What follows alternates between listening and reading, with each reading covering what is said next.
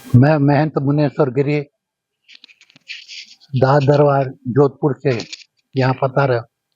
ये मेरे बड़े गुरु भाई हैं। ये पट्टी से पंजाब से यहाँ पधारे। ये भी गुरु भाई हैं। ये भी राजस्थान से पधारे हैं। यहाँ पे ये महाकुंभ में इलाहाबाद में हम लोग इस संगम के तट पे यहाँ बैठे हुए हैं। ये भी एकता का एक वो है कि बहुत दूर दूर से इधर उधर से यहाँ पे सब आए हैं। हम लोग जैसे एक साथ में, ये भी एकता का एक प्रतीक है। ये धर्म ध्वजा जो है, ये 52 हाथ की है। और इसको जब हम काटते हैं तो वन विभाग द्वारा, तो वन विभाग के साथ में हम इसकी पूजा करते हैं। पेड़ को आमंत्रित करते हैं कि भाई हमारे पे किसी प्रकार का कोई केस अवशेष ना हो, मतलब पाप ना हो, क्योंकि पेड़ काटना भी। लेकिन इसको निमंत्रण ये वन विभाग के ये इजाजत से लेते हैं। यहाँ जब आती है तो इसमें हम धर्म ध्वजा, इससे 52 हाथ की ध्वजा लगा करके इससे हम यही प्रार्थना करते हैं कि हे देवता, हे धर्म ध्वजा, जब तक ये कुंभ मेला यहाँ है तब तक हम लोगों में किसी प्रकार का कोई विघ्न बाधा इस क्षेत्र में ना, और हम लोग एकता से और शांति पूर्वक रहे। ये हम इनसे करते हैं। इनको आज यहाँ पे स्थापित कर दिया गया है। तो स्थापित का जो तरीका होता है उस तरीके से किया गया है। ये प्राचीन सभ्यता है। यहाँ के संरक्षक जो है जूनागढ़ के श्री महंत हरिगिर जी हैं, उनके संरक्षक में सारा काम होता है। यहाँ हम सब लोग गुरु भाई, कोई बड़ा छोटा नहीं है। हम लोग सबको गुरु एक समान मानते हैं एक धर्म ध्वजा के नीचे। रही सनातन धर्म, सनातन जो आदिकाल से चला आया है धर्म, जिसको हमने ग्रहण करना है। आदिकाल से क्या आया है उसको हमने ग्रहण करना है। सर्वप्रथम ईश्वर की उपासना, ईश्वर का नाम लो। दूसरा, मानव जाति में प्रेम हो। हम जो मानव जाति से एक दूसरे से ज्ञान उत्पन्न करें। ईर्षा, किसी से किसी प्रकार की ईर्षा ना हो।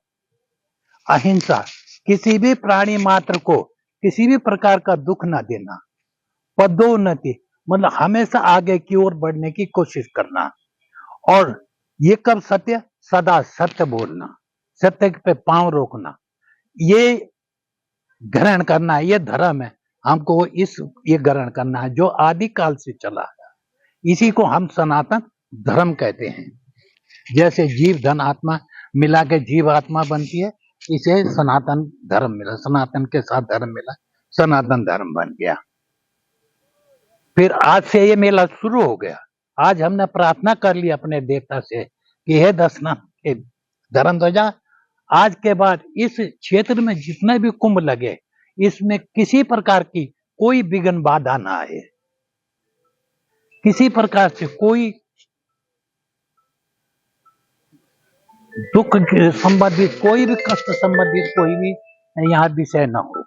इसलिए हम लोग ये धर्म ध्वजा लगाते हैं। ये 52 हाथ की है। और फिर जब हमारा पूर्ण कुंभ हो जाएगा फिर हम इसको उतार लेंगे।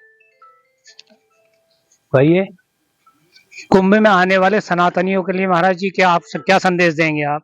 जो कुंभ में आने वाले सनातनी हैं उनके वर्ग के लिए क्या संदेश देंगे? हम लोगों को सनातनी में सबसे ज्यादा मैंने कह दिया ईश्वर उपासना है। अब आपस में प्रेम है, जो भी कहे प्रेम से रहे। मेले में किसी प्रकार से किसी से उसी से एक दूसरे से कोई भी चीज लें तो सोच समझ करके लें और स्वच्छ रहें। यहाँ पे किसी प्रकार की कोई गंदगी ना फैलाए। तो हो गया है हमारा जो कुंभ का निश्चित है मैं आप समय काल। मेरा प्रश्न है महाराज जी, जो विश्व में सनातनी है उनके लिए क्या संदेश है? आप कुंभ को में उनको आने के लिए आमंत्रित करते हैं सबको कि आए, स्नान करें, आप अपने आप को पवित्र करें, क्या ये संदेश है आपका? हाँ, संदेश है ना, सबके लिए संदेश है कि नेट पे भी आपके पास भी है कि यहाँ पे धर्म ध्वजा इतनी तारीख को स्थापना होगी।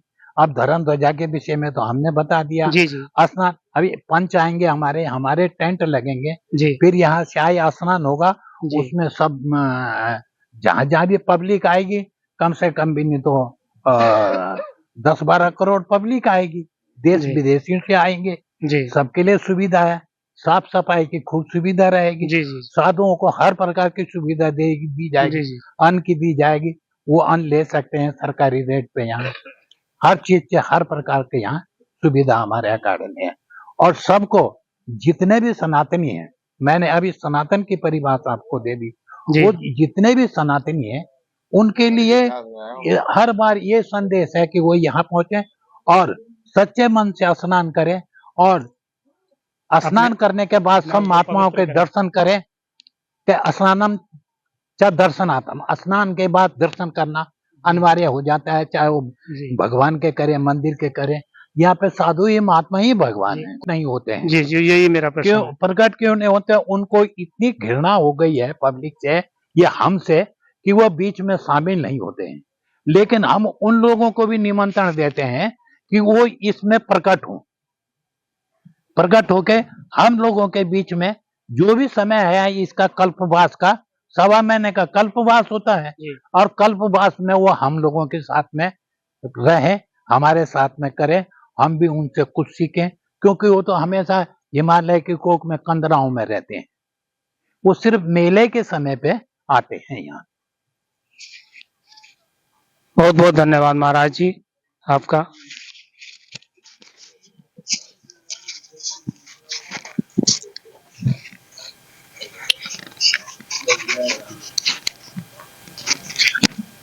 और भी ना